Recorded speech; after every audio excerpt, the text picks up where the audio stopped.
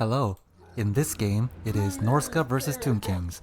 So, I did play as Tomb Kings versus Norsca before, so I kind of copied that person's build with Throg and the Werekin, and my opponent brought Cetra and the Sphinx of Usekif, which does fire damage. So this was kind of the build I was talking about, where I thought if Tomb Kings brought this, they would be pretty good. Here we managed to wrestle the point away from the Skeleton Horse Archers, and as you can see, Cetra and the Sphinx are coming to kick the Wolfkin's butt, and he's kind of stuck on the horseman. But luckily, Cetra kind of pushed me out of the way, and because the Sphinx is right behind him, he's not really gonna get any attacks in. So luckily, my werewolf doesn't die immediately, at least, and I'm trying to just run away, get Throg in, even if these two are pretty strong. If we have Throg, the Werekin, and Marauders attacking, we should win it. And my opponent is deciding to stay back a little bit, slowly just get some caps with that. And as he is running, I am trying to harry him a little bit with the horsemen, with the javelins, and attacking him a little bit. But now that he is, fully retreated, we're gonna just fall back, get the points, and try to win by cap points, basically. And my opponent has used the Curse Usarian's Incantation of Vengeance, which is doing a lot of damage to my Marauder Horsemen, but I'm just kind of dealing with it. And here come the Ushapti Great Bows, the Chosen of the Gods. They are very good against Norsca because their attacks do pretty good damage against monstrous infantry, and I'll be bringing a lot of that in, like the Ice Trolls and the Skin Wolves. Yeah, and unfortunately, I just kind of have to take that the Chosen the Gods are gonna just wreck my Marauder Horsemen, and they're just getting annihilated, and we have 2 Ice Trolls already. So my idea here is, even if these 2 monsters try to fight my 2 monsters, if I can surround them with the Ice Trolls and like circle beat them and stuff like that, we should still be able to beat the Sphinx, because single entity monsters that are very expensive, they're kind of vulnerable to getting surrounded by monstrous infantry and getting stuck. So that was kind of my hope. And my opponent brings even a Screaming Skull Catapult along with the Chosen of the Gods to just annihilate me from range. He's trying to do a little bit of poking damage with the Cetra, but I'm just having Throg and the Werekin just right after him. And if Throg does get a hit in, the Frostbite will slow him down, which will allow me to do a lot more damage. So I'm trying to do a little bit more damage, and then I run away because the Sphinx is coming back. And because he brought a Screaming Skull and the Chosen of the Gods, I thought, okay, I might want to try and triple cap him because he brought a lot of ranged assets, which means he won't have that much cap weight assets, and that's kind of what I'm doing here. I'm moving a lot of my things to the side to try and take the point. And my Ice Trolls, the one issue is that they do have pretty low leadership, and with these 2 giant terror causers and like the Ushapti Great Bows shooting them, they might get routed pretty easily, but I'm just gonna have to go with it. And my opponent is bringing the Sepulchral Stalkers, so, Norsca does love to bring a lot of large stuff, like, as I said, Trolls and the Skin Wolves, so having Sepulchral Stalkers to shoot them is a good idea. And I'm just starting to be like, okay, these Ushapti, they're hurting me a lot. I need to like at least kinda harry them a little bit. And the Screaming Skull just annihilating my infantry's leadership immediately. They're getting heavily damaged, losing currently, frightened, take cover, getting shot by artillery. They're just instantly gonna tear out, unfortunately. But, oh yeah, and I guess I did a Burning Head to like kill these 2 infantry quickly. But the even though they're getting routed immediately, we do have enough like things here that we're at least getting the cap weight, and he can't really dive me too hard. If he brought the Sepulchral Stalkers a bit faster earlier, he might be able to win this, but he is playing very cautiously. And yeah, me trying to chase the Ushapti kind of like backfired. I'm just falling back now, and I'm gonna send even more to the right now, because yeah, he's playing very defensively. So decide that, okay, I need to win this quick, get a triple cap, and just win it that way. Yeah, see, so here the infantry is getting attacked by skeleton spearmen and all that, and this is kind of what I wanted. The Sphinx is fighting a bunch of large things, and even if he does a lot of damage with his fire attacks, he's surrounded by a lot of anti-large or a lot of big things just attacking. The only issue is that the Sepulchral Stalkers are firing at my trolls, and they take too much damage too quickly, and so they rout. But in this situation, where it's basically technically 3v2 because my Shaman Sorcerer is getting focused by the etc. Whereas I'm getting a 2v1 over here. I'm still technically doing pretty good. And I'm gonna send my Skin Wolves and my Horsemen and like my Trolls. Like they're all coming back. The good thing with the Trolls and the Skin Wolves is that even if they take damage, they'll just route it and heal and come back anyway. So I'm kind of fine with them taking this much damage because I'm doing a lot of damage to the Sphinx. The Sphinx is pretty close to death. My guys are taking a lot of damage, but as long as they don't fully die, it doesn't really matter because, you know, they're regenerating. So that's fine. And he summons the Necropolis Knights. I don't think the Necropolis Knights are necessary against Tomb Kings. Oh yeah, here we go. We got the Sphinx surrounded by the Skin Wolf Werekin. We got some Ice Wolves here.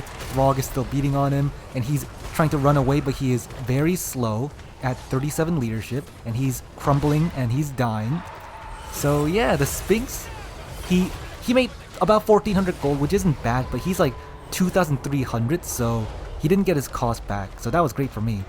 My opponent is summoning Ushapti on top of me. I'm just trying to get rid of these dang Sepulchral Stalkers before they become too much of an issue.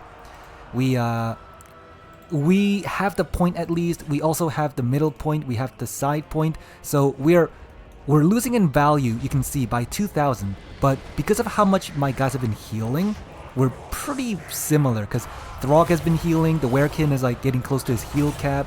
The Trolls are routing and the Skin Wolves and everything are routing, but they're just healing anyways. Like these guys, they routed earlier. They probably healed like a good 1,000 or 2,000 HP. And even though we're kind of at like a retreat right now, we are just gonna kind of like ignore this point now, go over to this point, make sure that they're secure. And because we have a triple cap for a while, we'll win with cap point unless my opponent can like triple cap me soon. So that's kind of the plan. Yeah, unfortunately some things do route off the map, but luckily all these Trolls, even though they're getting chased, they're not getting killed too quickly. And now I'm sending the Beast of Tashnar to kill these Horsemen before they can route my Norscan Trolls out the map. And I'm summoning even more things to just protect it. So, as I said, the regeneration is kind of what's keeping me in the game. As long as these Trolls come back, they'll be able to heal, they'll be able to do a lot of damage, so I'm making sure to put a lot of effort into saving them. My Fire Sorcerer is kind of getting annihilated by Cetra, but honestly, it's not too bad. And then, yeah, you can see Necropolis Knights coming over to attack my Lord and Hero, but I'm just coming over here, making sure that these things get cleared, and I can have some spear support if he decides to charge me.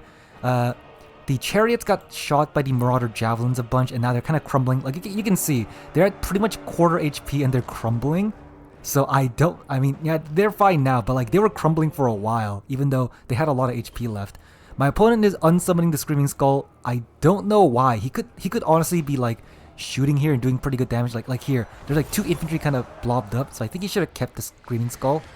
But yeah, and now my Shaman Sorcerer is routing, but as I said, that's not too big of a deal. Our 3 Trolls, Ice Troll, Ice Troll, Ice Troll, they're all coming back. They got their leadership back, they're healing. So as long as they, as I said, they can regenerate, so we're getting a lot of value from just regenerating. Even if he's shooting me, it's not too bad. And now we're summoning even more Skin Wolves, a lot of Beasts of Tashnar, gonna summon a lot of Ice Wolves at some point, I'm sure, as well. And so, even though he has these Necropolis Knights that are anti-large and armored and stuff like that, they just have to fight so much stuff. Like right now, they're kind of trapped up, and the Spearmen are coming in to attack them. We got like Beasts of Tashnar also attacking them. So that's the issue with expensive things. They can fight things pretty good 1v1, but because they're so expensive, they just get surrounded by absolutely everything and just get killed. And he's summoning like another Sepulchral Stalker. You can see he has 2 Sepulchral Stalkers. Good idea, because this is like mostly large stuff, but they're like 1,200. So again, even if they can do a lot of value, they're just gonna be bogged down by cheaper stuff. Because Premier, I mean, the Skin Wolves are cheaper, the Ice Trolls are cheaper, so I can just overwhelm him with a bunch of things. And the Kepra Guard are coming in. They're going to be able to clear pretty much all my infantry, but at this point, it's all large, so it's not that big of a deal. And yeah, you can see, I was like trying to kind of surround Cetra with the Trolls, but I noticed that the Reciprocal Stalkers are still here, so I'm gonna send some trolls to try and stop their shooting, and then just surround Cetra as much as possible and attack him, because, you know, the Sphinx is gone, our Fire Sorcerer is still getting chased. If Cetra gets isolated like this, he will die. So, yeah. This point he is pushing a little bit, but we have some Ice Wolves and like Marauders, and they're able to beat the Skeleton Warriors and the Horsemen pretty easily. A lot of our things are coming back. The Skin Wolves, as you can see, they are reaching their healing cap. That means that they've taken a lot of damage and healed. So as I keep saying, regeneration, very strong. Just summoning, what is it, 3 Skin Wolves. We got 3 Ice Trolls here. They're taking a lot of shots from the Reciprocal Stalkers, but just swarms and swarms of large things running around. And his Cetra getting kinda stuck. Yeah, see, our Skin Wolf, Werekin, the hero, is at a quarter health, but he's been healing the entire game. And he's been getting like 600 gold cost. I think he's like 13 or 1400 cost-wise. So, doing good, being a good distraction, and now the Beast of Tashnar, Throg, and Skinwolf are just going to keep chasing down Cetra. Again, he is still ahead in value, you can see, but the regeneration just giving us free healing. Now, Tomb Kings do have healing as well. You know, they got the, what's it called? Wait, did he not bring... Oh, he didn't bring the lore passive. I didn't even know that. Okay. Because I was going to say, Tomb Kings also have healing, but he didn't bring the Tomb King healing. And Cetra falls after being chased by Throg and the Werekin and the Beasts for like pretty much the entire game. Our Sorcerer is still getting chased over there. We might be losing this point, but now we are going to have the side point. And as you can see, the points are going up real quick. And I think my opponent gave up there. So yeah, I did not notice that he didn't even bring the healing passive. So with Cetra, what I recommend is bringing the Vengeance, which is kind of like the Melkov upgraded basically, and also the Protection, which I think gives 40% physical resist. Norsca doesn't have that much magic damage. I think both the Werekin and the Throg does regular damage. So if he brought that, the Sphinx probably could have won that fight easily because he would be taking 40% less damage. He would also be healing. Like, with no healing, the Sphinx is an expensive monster. You want to make sure you bring healing, whether through Cetra's passive or the, I forgot the guy, the healing ability from the hero. And yeah, I think the build itself wasn't bad. Maybe cut like the Necropolis Knight and like one of the Sepulchral Stalkers. Maybe bring like more halberds, because at some point Norsca is gonna just bring a billion. Like you can see, a lot of Skin Wolves. Even if they don't do good, they just are a big distraction and are like healing. Ice Trolls also didn't do great, but he focused them so much and they're just healing. So just summon like a few halberds. He also managed to like route my Firecaster, so I wouldn't have been able to do much with him anyways. So summon some halberds, sit them on a point, and then slowly like win the points. I think that's what he could have done. And as for me, my Firecaster probably need to be protected a little bit more. I think he used 1 or 2 Burning Head. And as you can see, he only got 200 gold value. He had like 50 winds of magic, and he was like routing the entire time, so I couldn't use it. But, you know, he was a good distraction as well. And most of our units didn't do great. But I think most of our units didn't do great, but his units didn't do great either. Like the Screaming Skull catapults, they're like, I believe 700 or 900, and they didn't do too much. Even they routed. The Ushapti Great Bows could usually get over like 2,000 value, but they only got like 1,500, even though they weren't really like bothered that much. I guess it says like target priority maybe. Anyway, yeah, that's about it.